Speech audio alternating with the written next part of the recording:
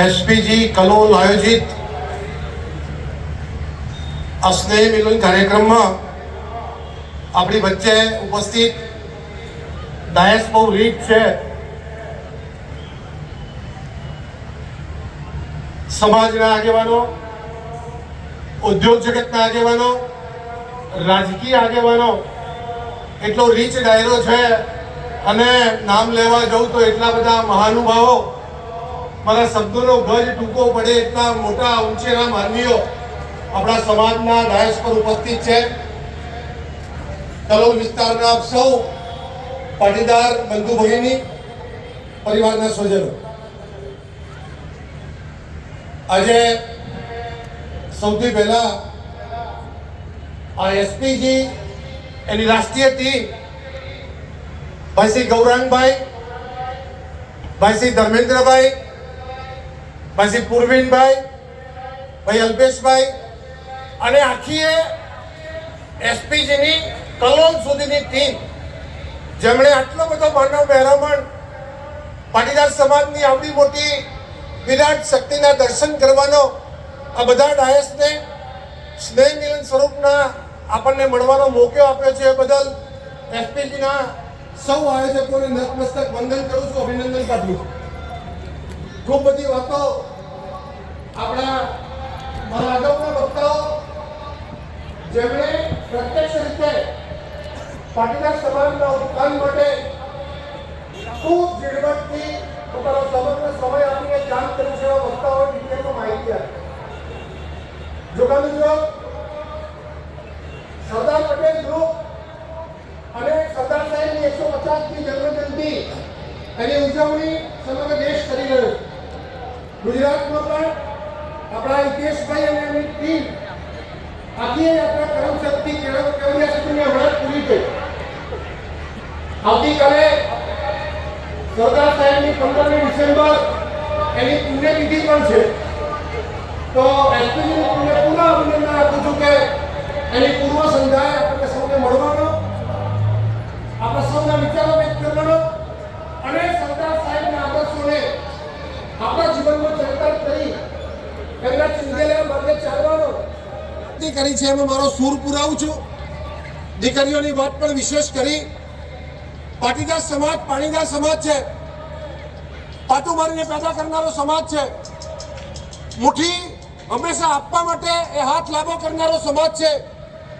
કુમારી અને ખુદદારી એનું પ્રમુખ, એનું કેરેક્ટર છે અને ક્યાંય પણ નહીં ઝૂકવાનો એનો સ્વભાવ છે. એવા સંજોગોમાં અનેક સમાજો પણ, તમે અનેક વક્તાઓને જોતા હોય તો પ્રગતિની ક્યારે વાત કરો તો એ વાત કરે કે પાટીદાર સમાજની પ્રગતિનો ઇતિહાસ તમે જુઓ. મને બરાબર યાદ છે કે ઊંઝા ઉમિયા માતાના કાર્યક્રમમાં મને મોદી સાહેબે પણ પાટીદાર સમાજની પ્રગતિના વખાણ કરતા કરતા એક વાત કરી હતી કે કોઈ પણ સમાજે પ્રગતિ કરવી હોય, કોઈ પણ સમાજે મુખ્ય ધારામાં આવવું હોય તો પાટીદાર સમાજની પ્રગતિનો ઇતિહાસ એને તપાસવો પડે. કોઈએ પ્રગતિ કરવી હોય તો પાટીદાર સમાજ પાસે શીખવા જવું પડે એવી સ્થિતિ છે. અને એટલે પાટીદાર સમાજની પ્રગતિનો ઇતિહાસ એ પીએચડીનો વિષય બને એના માટે સાહેબે અનુરોધ કર્યો તો મને લાગે છે કે ગણપત યુનિવર્સિટીમાં એક કાર્યક્રમ પણ ચાલુ છે. મહુમા ખોડલના આશીર્વાદથી પાટીદાર સમાજ પ્રગતિની ટોચ ઉપર છે.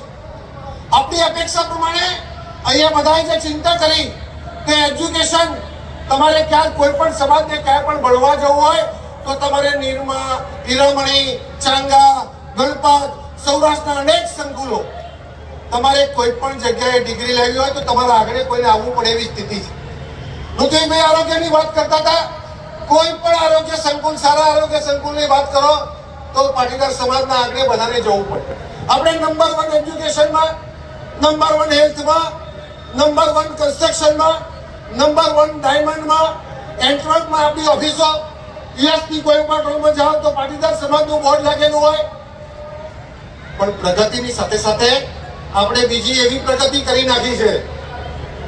હમણાં હિતેશભાઈ જોતો હતો તો લીટરના લાયસન્સમાં પણ પટેલો નંબર 1 થઈ ગયા. આપણે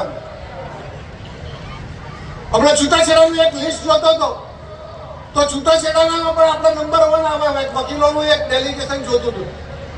તો પ્રગતિની સાથે સાથે આપણામાં કેટલીક મર્યાદાઓ પણ આવી છે. એ સમાજના આગેવાનો ચિંતા કરી.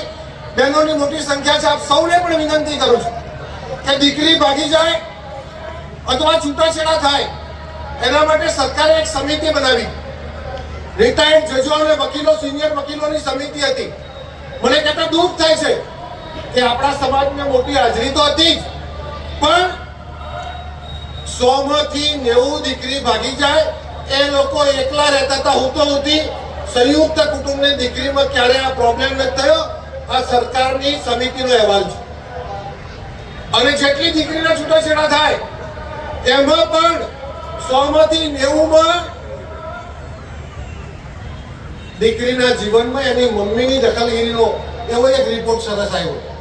એટલે આજના તબક્કે ઋત્વિકભાઈએ વાત કરી એ પ્રમાણે કે જે સમાજ પોતાની સંસ્કૃતિ ભૂલી જાય, પોતાના સંસ્કારો ભૂલી જાય, પોતાની પરંપરાઓ ભૂલી જાય, પોતાનો ઇતિહાસ ભૂલી જાય અને એ જમીન સાથે જોડાયેલો ના રહે, ગામડા સાથે જોડાયેલો ના રહે, એ આ મોજ સાથે જોડાયેલો ના રહે, એ સમાજની અધોગતિ થાય છે. આપણે પણ કુરિવાજોમાં, વ્યસનોમાં, શહેરવા રહેવા જવું છે એમાં, એકલા રહેવું છે એમાં, અંગ્રેજી માધ્યમમાં ભણાવવું છે એમાં, મસ્ત મોટા ફંક્શનો કરવા છે એમાં આપણે 2 ડગલા પાછળ પડીએ એવી સ્થિતિ બની. પ્રગતિની ટોચ પર છીએ. ઉમા ખોડલની કૃપા છે. અનેક લોકો આપણા વિશે ચિંતા કરે છે. અનેક લોકો તમારો દાખલો લે છે. અનેક લોકો આપણી સરખામણી કરે છે. અનેક લોકો ભાષણમાં એમ કહે છે કે જુઓ પટેલો આગળ નીકળી ગયા. ક્યાંય પણ આપણને પહોંચે એવી સ્થિતિ નથી. કારણ કે પાટીદાર એટલે સહેજે સહેજે પાટીદાર નથી થવાતું. પાટીદાર તો આપણો જીનેટિકલ ગુણ છે. પાટીદાર કોઈ કોમ નથી. પાટીદાર કોઈ જ્ઞાતિ નથી. પાટીદાર તો એક પદવી છે. અને સહેજે સહેજે કોઈનાથી પાટીદાર નથી થવાતું. એ તો આપણને પટલાઈની વાત કરો, તમે મુખીપણાની વાત કરો, તમે નેતાગીરીની વાત કરો, તો ગર્ભમાંથી મળેલો આપણો સંસ્કાર છે, આપણો અધિકાર છે. તમે કેટલા લોકો પ્રયત્ન કરે. આપણે 2 ડગલા પાછળ જરૂર પડ્યા હતા એક સમયે, પણ કોઈ દુનિયાની તાકાત આપણને રોકી શકે એમ નથી. 4 ડગલા આગળ આપણે ચાલવાના છીએ. એક થોડોક સમય માટે આપણે ભલે ઢીલા પડ્યા હોય, પણ ક્યાંય પણ માં ઉમા ખોડલના આશીર્વાદ છે ત્યાં સુધી, આપ સૌની સંગઠિત તાકાત છે ત્યાં સુધી, સરદાર સાહેબનો મંત્ર આપણે સિદ્ધ કર્યો છે ત્યાં સુધી કોઈ સંજોગોમાં કોઈ તાકાત જે પણ કરવું પડે એ કરે, પણ આપણે ક્યાંય પાછા પડવાનું થતું નથી. અને આવું એસપીજી જેવું સંગઠન, આવા આગેવાનો, આવું રાજકીય નેતૃત્વ આપણી પાસે હોય, બધું સોનામાં સુગંધ જેવું છે. માત્ર દંભાઈએ કીધું એ પ્રમાણે તમારે બધાને જ્યારે ટેલ પડે સરદાર સાહેબના નામે, એસપીજીના નામે, સરકારના નામે, ત્યારે તમે બધા અમારી પાસે આવીને ઉભા રહો અને જ્યાં જ્યાં જરૂર પડે ત્યાં ટેકો કરો એવી માત્ર વિનંતી કરું છું.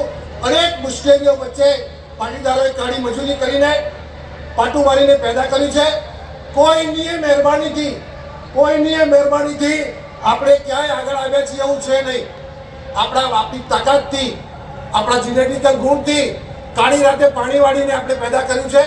અને સૌ સમાજને સાથે લઈને ચાલવાની આપણી સભ્યતા છે. સૌ સમાજનું પૂરું કરવાનો આપણો ગામડાનો જે સંસ્કાર હતો એ આજે પણ છે. અને એટલે જ્યારે પણ ગામમાં સાથ પડે ત્યારે સર્વ સમાજની દીકરીઓના લગ્ન કરવા માટે પણ એકમાત્ર પાટીદાર સમાજ આગળ હોય છે. આપ સૌને ફરીથી અભિનંદન પાઠવું છું. અહીંયા એસપીજીની ટીમે જે પ્રયાસ કર્યો છે, મને લાગે છે કે કડીમાં પણ મને મોકો મળે તો એટલો બધો માનવ મહેરામણ અમને એવું થાય કે જે પણ કરીએ છીએ ખૂબ ઓછું છે. ફરીથી ભાઈ ગૌરાંગભાઈ, ધર્મેન્દ્રભાઈ, પૂર્વિનભાઈ, અલ્પેશભાઈ, આખી ટીમ જે બેઠી છે, દમભાઈ, બધા જ લોકોને હૃદયપૂર્વક અભિનંદન પાઠવું છું. અને ખાતરી આપું છું કે ઋત્વિકભાઈએ કીધું એ પ્રમાણે જ્યાં પણ જરૂર પડે ત્યાં અડધી રાતે તને, મને અને ધને કરીને જેવો સાથ પડશે એવો આખો તમારી સાથે રહીશું. આપ સૌને પણ કલોલના સૌ પાટીદાર બંધુઓને, માતાઓને હૃદયપૂર્વક અભિનંદન પાઠવું છું કે આટલી મોટી સંખ્યામાં તમે ઉપસ્થિત રહી અને સમાજ માટે કામ કરતા આપ સૌનું મનોબળ વધાર્યું છે. અસ્તુ ભારત માતા કી જય.